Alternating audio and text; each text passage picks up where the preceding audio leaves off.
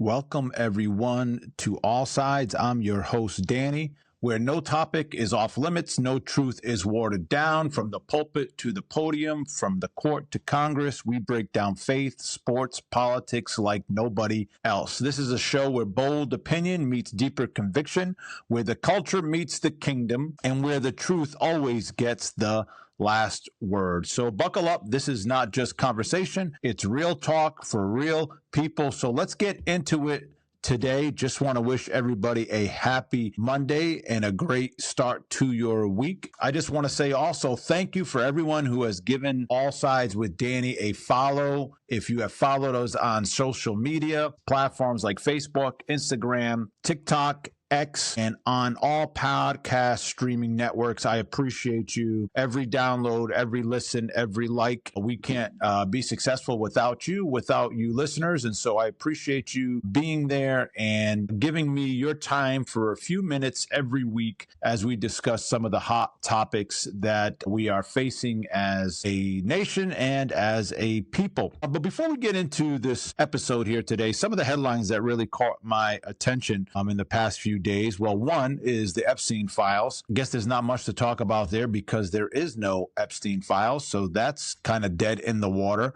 But one of the things that really struck me was what took place in Texas with a doctor, Christina Props, I believe is her name. I think I'm pronouncing her last name correct. If I'm not, I apologize. But Christina Props, she's a pediatrician, and she made some crazy comments on social media directed towards the tragic incident that took place there in Texas within less than a half hour, from what I understand, less than a half hour, mass flash flood that got as high as 29 feet, I believe, if not higher, in just a matter of minutes, swept through that town and causing devastation and sadly taking lives. How tragic is that something would take place like that and somebody would make a comment. They said that in Houston, Texas, a pediatrician named Dr. Christina Props has been fired after facing mass backlash for posting that 80 Texas flood victims, including children, were Trump supporters who got what they voted for. Imagine saying that. Imagine in a tragedy where lives are being lost, where people are dying, and you revert to a political statement. You don't say, hey, I'm sorry for the loss of these individuals. I'm sorry for the tragic loss of lives. You say, you know what, they got what they deserved because they voted for Trump. We heard the tragedy of that camp where 30 plus young kids, young girls were swept away and killed in this flash flood. And so this doctor takes a pediatrician, someone who's actually seeing kids and diagnosing kids, helping kids, to say they got what they deserve because they voted for somebody in a political party just simply blows my mind. But Bluefish Pediatrics, they came out with this they said this to our patients and community. This past weekend, we were made aware of a social media comment from one of our physicians. The individual is no longer employed by Bluefish Pediatrics. As we previously mentioned in our original statement, we strongly condemn the comments that were made in that post. That post does not reflect the values, standards, or mission of Bluefish Pediatrics. We do not support or condone any statement that politicizes tragedy, diminishes human dignity, or fails to clearly uphold compassion for every child and family, regardless of background or beliefs. They went on to say, we continue to extend our full support to the families and the surrounding communities who are grieving, recovering, and searching for hope. Sincerely, Bluefish Pediatrics leadership team. I think it's tragic that we are living in a society today when tragedy strikes, we start blaming political parties or political sides. Like being a Democrat or a Republican or an independent or libertarian or whatever banner you come under shouldn't be a foundation you stand on to ridicule or to mock somebody else during tragedy because they stand for the opposite side that you agree upon. Imagine saying, well, I'm a Republican, and so if that happened, that tragedy happened to that family over there whose house caught on fire, well, it's because they're a Democrat. How foolish and stupid is that? How crazy is that? And then we wonder why figures, call certain parties a mental illness. Because who would wish death or say the reason for their death is because they voted for a certain politician? That just blows my mind to think that way. But I guess that's what makes America what it is. We get to voice our opinions. We get to speak on all sides of the issue, whether it's right or wrong. And in this case, this doctor was wrong to state that. Imagine going in there, if you're a Republican or if you're an independent, if she has those thoughts about somebody because of a political affiliation, I don't want that person looking or taking care of my kids. That just blows my mind. And yet that's how this person views individuals who voted for someone she opposes. But what makes a country free and great is that it allows us the opportunity to vote for whoever we feel is the best candidate for the job. Going out there and looting towns and looting cities and looting stores and burning down the American flag, the very country that gives you the freedom to choose who you want to vote for into office, and you're burning that flag. You're looting the very cities you live in. How does that make any sense? How does it make any sense to go ahead and destroy the neighborhood you're a part of because you're upset at a political party or a political figure? You know what you do? You go to the polls. And the majority of people, let's face it, don't vote. They want to complain. They want to protest. They want to block traffic on the highways and our intersections and on the streets, but they don't want to go out and vote. But they want to voice their opinion. If you want to make a change, then get out there and vote. It starts on the local level, and it works its way up. But you know what? I don't want to dive into too much of this, but that caught my attention, and I believe that Christina got exactly what she deserved, and that was to be let go from practicing as a pediatrician, especially when you know good and well that children have been killed because of this flash flood, and you say, well, those who voted for Trump, that's what you get. That's what you deserve. That's just tragic, uncalled for and unprofessional. And I believe that Bluefish Pediatrics did the right thing by letting her go. And maybe she can learn from that mistake and make amends and start new somewhere else. But nonetheless, that's the results for a poor comment and poor judgment to go on social media and doing and saying those things. But we are not going to get into that any further today. We just want to, first of all, welcome everybody back. Thank you for being part of episode number 4 on All Sides with Danny. And you know the drill. If it matters to your pocket, to your family, or your soul, we're breaking it down raw, unfiltered, and unapologetic. And today, buckle up because it's going to be a fun one. It's definitely going to stir some controversy. And I'm looking forward to reading your comments and seeing what your thoughts are and what you think about all of this. And so we're going to be getting into Elon Musk. Yes, the Elon Musk, the Tesla guy, the rocket man, sending satellites into orbit, trying to colonize Mars. And maybe now he wants to colonize Capitol Hill with his own political party. He says he's launching a brand new political party, the American Party. What a name to name it, right? The American Party. Is this really a shot at breaking the two-party stronghold? That's a great question. Or is it just a billionaire throwing the world's most expensive temper tantrum and because his bottom line got bruised, because there might be some possible cuts that will affect his funds a little bit. We're going to get into that, and we're going to find out what this is all about. We're going to tear through the tweets, the money,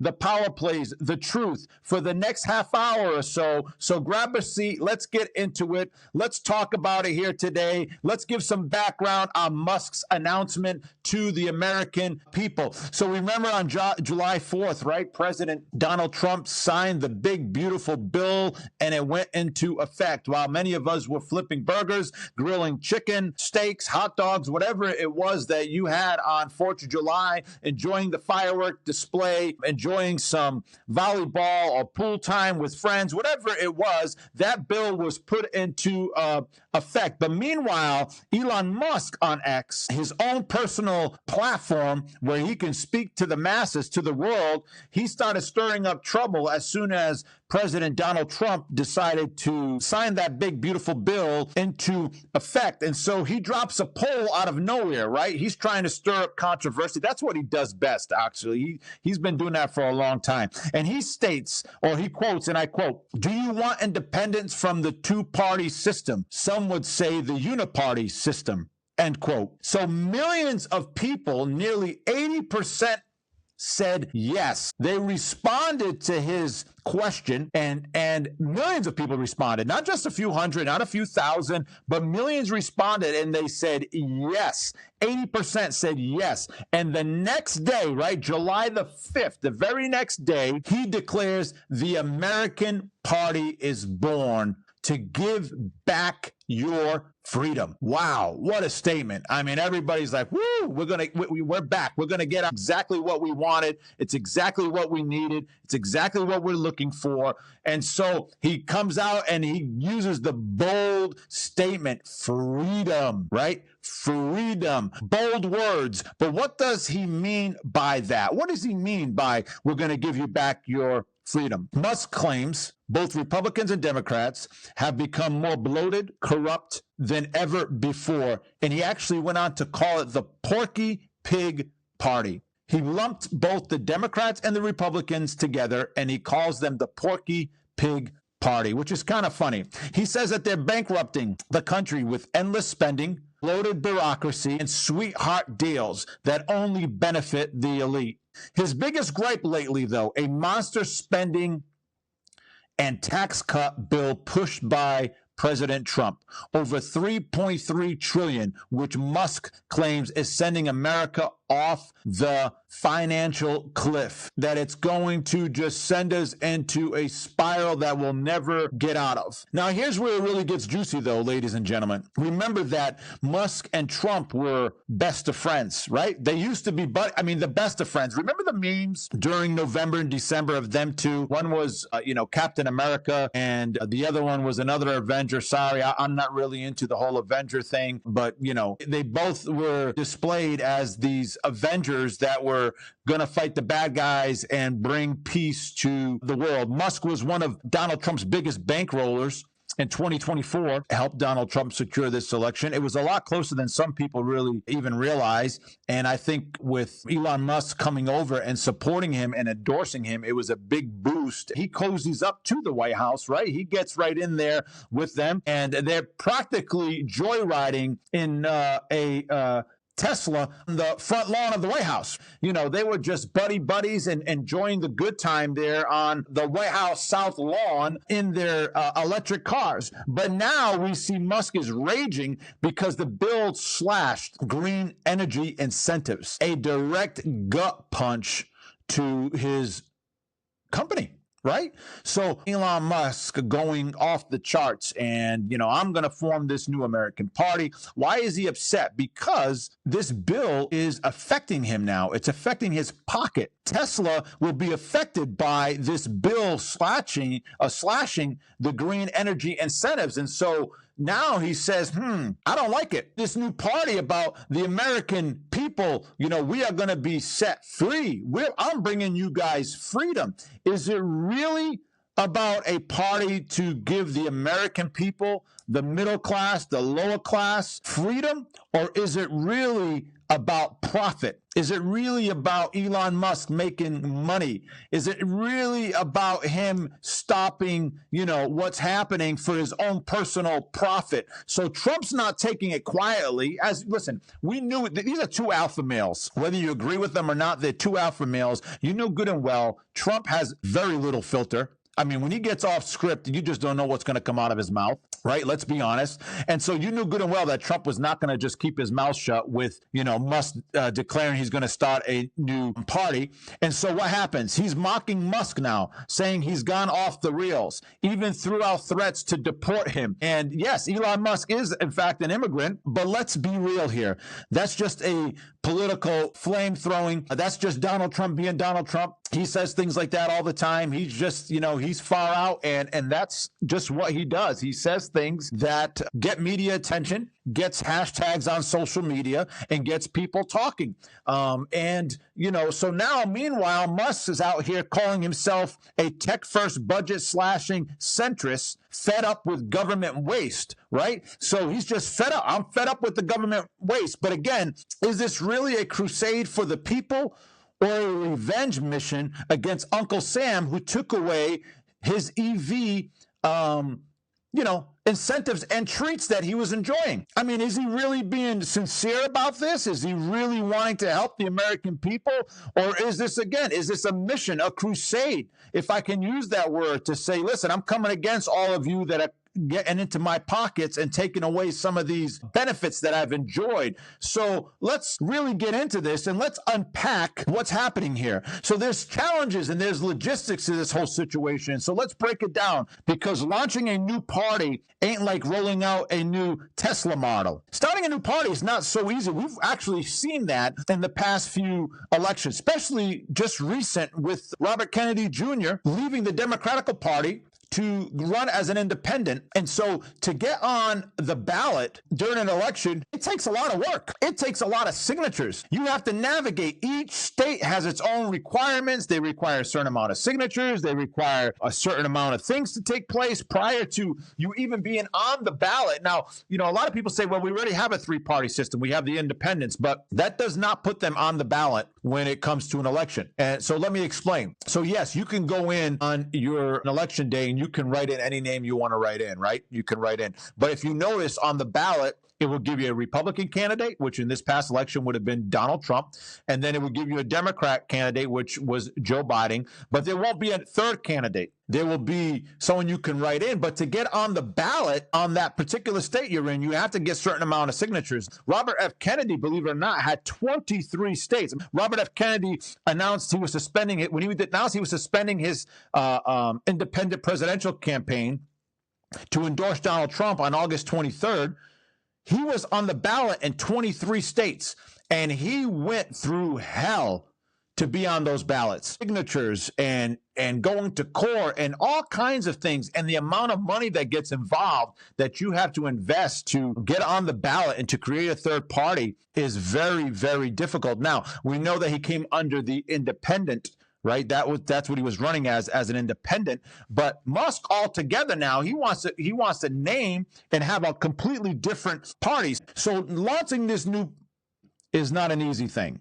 Musk's plan is not to conquer the whole political map, at least not yet. But he is zeroed on winning at least 2 to 3 Senate seats and 8 to 10 House seats, because Congress is simply hanging by a thread. He feels like that's a place where he can break in and try to make some noise. The House passed that giant spending bill, 218 to 214, a razor's edge. In the Senate, it was locked 50-50 and broken by Vice President J.D. Vance. A tiny American party bloc could be kingmakers in deciding bills, or deciding which bills, rather, live or die. So Elon Musk throwing a little monkey wrench into this could be like a key factor if he gets some of those Senate seats, or he gets some of those House seats. And so Musk says that's how you make sure legislation serves the true will of the people, is by getting this into play, by getting 2 or 3 Senate seats, by getting 8 to 10 House seats. Now you can begin to make sure that things are done properly and correctly. And it sounds strategic, but here's the brutal truth about that. It sounds great, right? On paper, when you talk about it, you say, man, that's exactly what we need. We get 2 or 3, senator seats, and we get 8 to 10 seats in the House. And man, now we can start making some noise. And so it sounds good. It sounds like, exactly what we need, but building a viable third party in America is a nightmare. And like I said, we've seen it happen. even coming under the independent presidential, running as an independent, it's not an easy thing. And so it's a nightmare to try to do that. California, for example, demands 75,000 registered party members or 1.1 million signatures just to get on the ballot. I mean, that is a big task. Just ask Robert Kennedy Jr. if it's a easy thing to do. New York, thanks to a law dating back to the 1800s, you can't even name your party America. Can you imagine that? You can't. His name already disqualifies him from even getting into the state of New York. Every state has different thresholds, deadlines, and paperwork nightmares that you have to go through to even get on the ballot or to even have this political party to be even recognized. Political scientists say it would take 10 years and up to $1 billion to get a national third party off the ground. Now, I don't think the money's the issue for Elon Musk. I don't think that's an issue, but we do see that it's going to take a lot more than just money. Musk is loaded for sure. The guy has the money, but even $1 billion evaporates fast when you're fighting 50 different election bureaucracies across the country. Again, let's ask Robert Kennedy Jr. How many court issues was he involved to just get on the ballot where they didn't want to put him on the ballot, and he had all the signatures he needed. He had all the requirements he needed, and they were still fighting him, and it was costing him some serious money. And again, I know that Elon Musk has the money, but believe me, it's going to cost a lot more than $1 billion to get on all of these states. So he says he wants to stop fielding candidates by 2026 midterms. That's next year. Where's he going to find these candidates, number one, right? Are they real policy people, or is just a Musk cultist who retweets memes about Dogecoin and Mars? Is it really a legit individual who has real policies, real skills when it comes to the political scene, or is it just his followers that, retweet and or repost, I should say, everything he talks about, whether it's, crypto or whether it's going to Mars, whatever it may be. Imagine the campaign ads for Elon Musk. Vote for the American Party and you get a free Cybertruck. I mean, I don't know. I wouldn't put it past him. Everyone who votes, gets a free Cybertruck or some sort of incentive. I don't know what it would be. And I'm kidding, but at the same time, I'm not, because Elon Musk, he thinks outside the box when it comes to a lot of these things. But the bottom line, the logistics here are a beast. Musk just can't code away with some sort of an algorithm or some sort of a bot that he creates on his X platform. It's something that he just can't, figure out himself. There's a lot of moving parts here that's going to require some serious dedication and commitment to see come to pass. Let's crack into the voters, because this is where it gets really messy. Musk claims 80% in the middle class people who hate both parties and want something new. So he's claiming 80% of Americans in both parties want something new. But who exactly are they? Who exactly are these 80% that Elon Musk is claiming wants there to be a third party? Is it disgruntled independents? I know that a lot of independents are upset right now. They're upset about how Robert Kennedy Jr. left them and chose to endorse President Donald Trump. There is a huge independent movement that very much could cross over to this American party that Elon Musk is trying to get off the ground. Libertarians are tired of government reach, so they could join him. Or is it just X users, right, who live off his hot takes and off of his posts on X? Is it that group? And I'm sure, again, there's millions of those, because we've seen that when he went out there on July 4th and talked about, having a new party, and millions of people responded that, yeah, they would love that. So is it disgruntled independents? Is it libertarians? Is it his X following, which is huge, that says, yeah, we'll go for Elon Musk's hot takes and jump on this bandwagon for this third party? A recent YouGov poll says about 40% of voters would consider backing a new Musk. Imagine that, 40% said they'll consider backing him. I mean, that's not a bad number, but consider this. Backing somebody and actually showing up to the polls on election day is two different things. A lot of people would back something. I mean, I heard people say they were going to back Robert Kennedy Jr. I heard people say they were going to, I'm just going to vote for Kamala Harris. Other people said they were going to vote for Trump. And then those were the same people who didn't even go out to vote. They said, well, at the end of the day, it doesn't matter. It's just a waste of time or whatever it may be. So a lot of people commit that they say, hey, yeah, I'm going to vote for this. And then they never show up to the polls. And so that's something huge to consider. Plus, X isn't America. Ladies and gentlemen, X is not America. Sometimes I think we're viewed here in America that, everybody's a Musk follower, that everybody's on X. The reality is only 25% of Americans are on X platform. That's it. 25% of Americans are on X platform. Usually it's skewed young people or, 20 to 30 to 40-year-olds who are, obsessed with crypto and, thinking that they're going to actually get rich off Dogecoin. Like, give it up, folks. I mean, maybe I'll stand corrected someday and you can go back to this episode and say, how wrong I was. But whatever. I'm not even going to get into that. That's a whole other conversation for another day. But I can tell you this much, that the grandma in Wisconsin is not on X following Elon Musk's memes and tweets about Mars and rockets and crypto. So it's only 25%. Okay, of America. As far as we know, I don't know where they come up with all these polls, but they're saying it's 25% of Americans that are on the platform X. But, grandma, like I said, in Michigan, or grandpa down in Texas, he's not on X. He's not following the memes. He's not following the stories. It's something that we have to think about. And let me just say this. Musk himself is not exactly beloved by every human being. That's just a reality. As a matter of fact, his favorability in polls hover around 36%. That's right between the insurance salesman and the guy who knocks on your door trying to sell you solar panels. I mean, that's pretty much where he ranks. I can't stand either one of them. I know they got a job to do, right? But the last thing I want is, the solar panel guy knocking on my door when I'm in the middle of eating supper to try to tell me how I need solar. And really, that's where Elon Musk's approval rate is. It's at 36%. It's not very high. Not very many people like the guy. They didn't like him when he was a Democrat. They definitely didn't like him when he crossed over to support Donald Trump. And a lot of people think he's just far out there and everybody's has a right to their opinion. It's all sides with Danny. You have a right to your opinion. And it is what it is. Who is his base? And more crucially, could he accidentally nuke the side he likes the most? And so that's the problem with these third-party things, right? Because what happens is when these third parties come into play, they're going to pull from somebody and cost somebody an election. It's going to cost somebody an election. I was just talking to a friend of mine the other day, the guy who's my barber. And he told me the problem with these third parties is that it's going to pull from somebody and cost someone an election. And so Elon Musk doing this, if he's not really serious about it, what he's going to do, he's going to end up hurting a Republican or a Democrat candidate from getting into the White House. And that could cause a huge ripple effect for either party, right?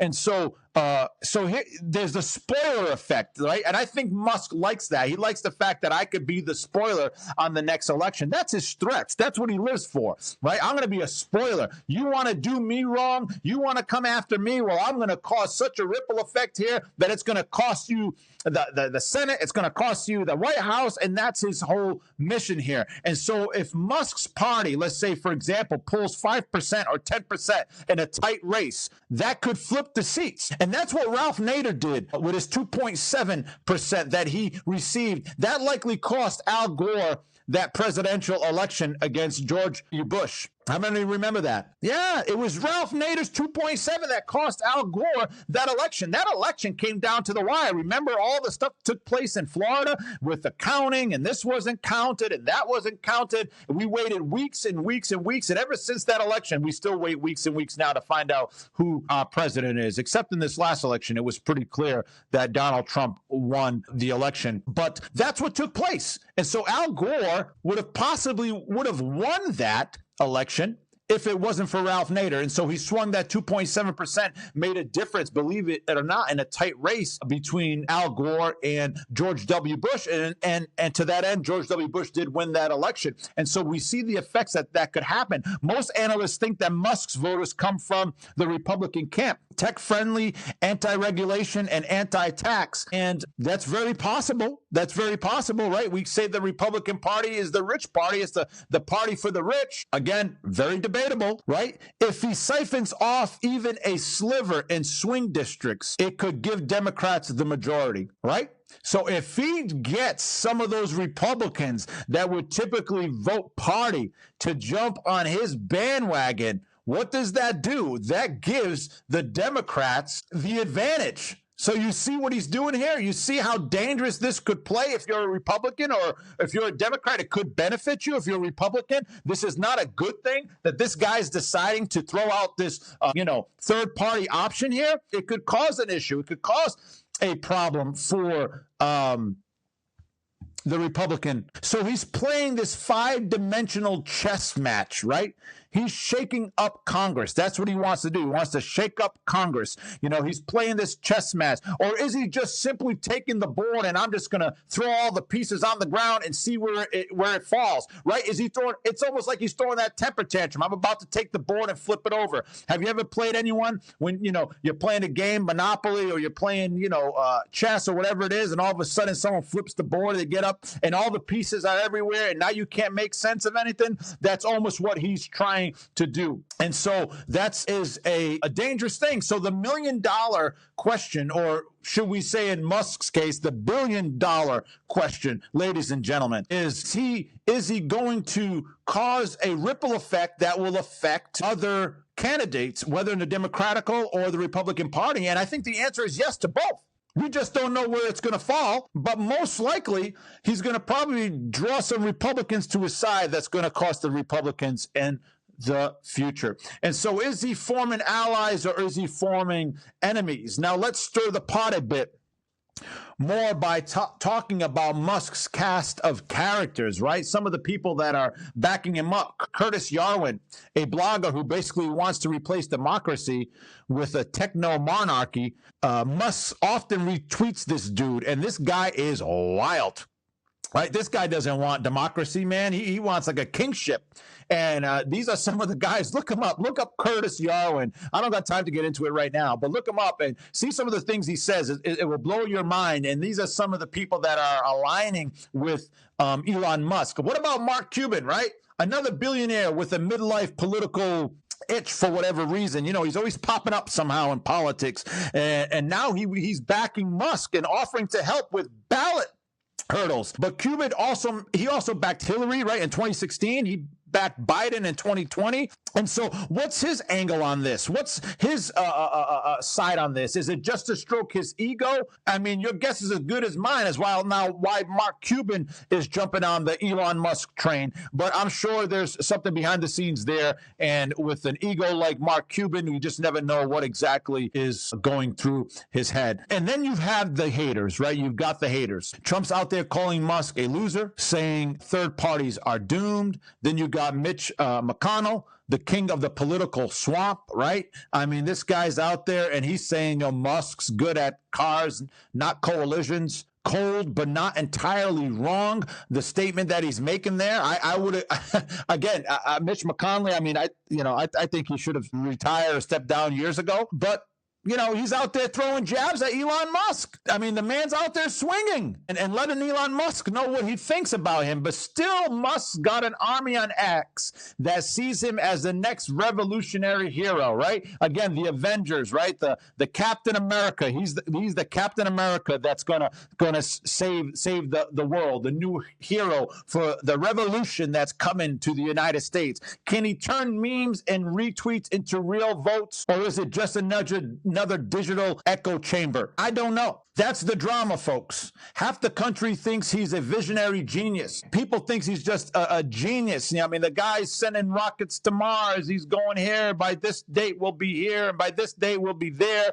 The other half thinks he's a Bond villain who'd sell his grandmother to Mars for a tax break. And that's very true, too. So you have this mixture of people. He's a hero. He's a thief. He's a con. He's great. He's a genius. He's an idiot. And, everybody has their opinion on this guy. But where do you stand today? That's what All Sides with Danny is about. I really don't have necessarily a side on this. I think I brought my points across pretty clearly of what I think a third party would do to, the Republican or Democrats. It's going to affect one of them. It's going to cost one of them to win an election. Yeah, do we need a third party system? Yes, on paper, it sounds good. I mean, and we do have a lot of independent candidates that often fall under a Democrat or a Republican card. Do I think Elon Musk can do it? Of course he can. I mean, if he wants to, he can. Will he? I don't know. So where do you stand? So let's look at the big picture here as we wrap this up and call this to action. Let's zoom way out for a second here, because this is unfiltered. Right? This is truth. This is All Sides with Danny. It's built for moments like this. This isn't just about Elon Musk. It's about our country. So sick of gridlock, corruption, and performative politics that even billionaires pitching half-baked ideas start to sound tempting to us. I mean, we're just so sick of it, folks, that when an Elon Musk, a business guy who has no political background, begins to throw out the idea that we're going with a third political party, it becomes enticing because we're fed up as a society. We feel like we're being cheated. We feel like we're being lied to. We feel like 1 minute there's Epstein files, the next minute there is no Epstein files. We're tired of 1 minute we're releasing the JFK files. The next minute, it's the same things that were released, 30 years ago. 1 minute, we're, at peace. And the next minute, we're in war. 1 minute, we're, lifting tariffs. The next minute, we're putting tariffs back on. It's like all over the place, right? And so it appeals to us when someone says, yeah, I'm about to launch a party for freedom, for the people. But, ladies and gentlemen, so let's face it, folks, we've got a $1 trillion deficit, a Congress that can't pass a basic budget without fistfights. We have people in America, from those just old enough to vote to the very oldest, who lack trust in politicians less and less every day. We lack trust in politicians. I trust politicians as much as I trust the privacy policy on Facebook, right? I don't trust any of those things. That's how much I trust these politicians. And even now, just some of the stuff that I see happening, it blows my mind. It gets me angry. We can't trust these people. And so, it's tempting to say, yeah, we do need something different. So maybe, just maybe, people are desperate enough to take a flyer from Elon Musk and read it and see what he is about. Or maybe he's just another rich guy who thinks he can buy power because he's just bored and nothing, he's bored and his feelings are hurt, right? Maybe his pride and his ego is hurt. Remember when he was going to fix government efficiency as Trump's advisor, that lasted about a month. Remember when he promised to fully give us self-driving cars by 2020? See, we forget those things. I don't.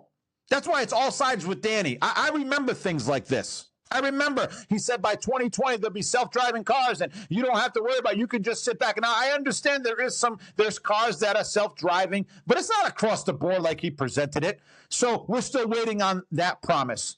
There's a lot of things he hasn't come through on. So will he come through on this party? Will he really commit himself to creating this party for the betterment of the United States of America? I don't know. Maybe you have a take on it. Maybe you feel that he can. And I encourage you to comment and let me know your take on that. Look, the guy's brilliant. He's built rockets and cars and changed industries. But politics, ladies and gentlemen, is not a Tesla factory line. Politics is a whole different machine. Politics is not launching a rocket into space. Politics is a different animal. It's dirty. It's fuzzy. It's unclear. It is hardcore. It's people stepping on other people to get to the top. It's not the same as a factory line pushing out a Cybertruck. You can't just tweet or post on X your way to bipartisan cooperation. You just can't go on X and hope that everybody's going to rally around you from both sides because of your cool meme or cool video. So is this American party a revolution brewing, or a billionaire in a midlife crisis that has nothing better to do with his money and whose ego is hurt because they took away some of his funds? That's where you come in, ladies and gentlemen. tweet, message me, DM me, leave your comment. Let's keep it raw. Let's keep it real. Let's keep it unfiltered. Because one way or another, ladies and gentlemen, Musk is shaking the tree in the political world. He's shaking it up. The more he posts, the more people comment. The more he says things, the more engagements he has. The more he pushes this promotion of this party, the more people are going to start listening. So what say you about all of this? This is All Sides with Danny, where we don't water it down. We talk about the hot takes and the hot topics of the day or the week. But in closing, folks, this is our time. Thank you again for giving me your ear for a few moments here today on this Monday. I appreciate all of you. Thank you for tuning in. This is All Sides with Danny, where we don't sugarcoat anything. We give you the raw truth. Look forward to connecting with you again next week on another hot topic. Have a great week, great Monday, and we will see you next time.